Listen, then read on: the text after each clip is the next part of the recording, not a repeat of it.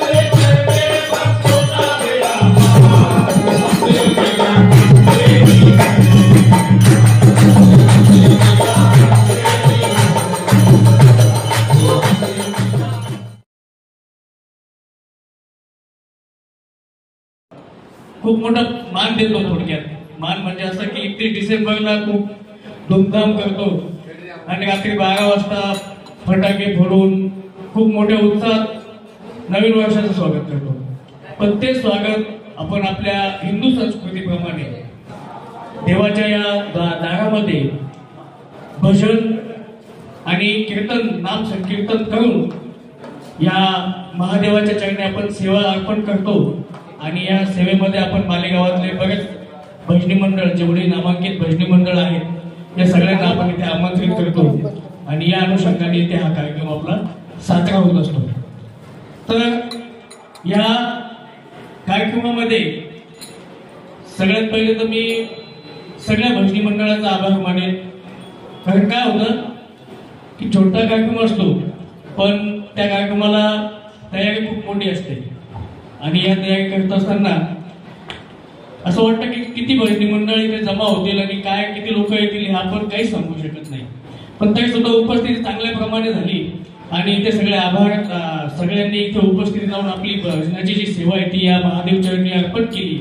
त्याबद्दल गणेश सेवा समिती, राजस्थानी भजनी मंडळ मालेगाव कॅम्प त्यानंतर जयशंकर भजनी मंडळ मालेगाव कॅम्प, नवनाथ मित्र मंडळ संगमेश्वर, दक्षिणमुखी हनुमान भजनी मंडळ सराबाजार आणि सगळ्यात शेवटी जयशंकर भजनी मंडळ महादेव घाट.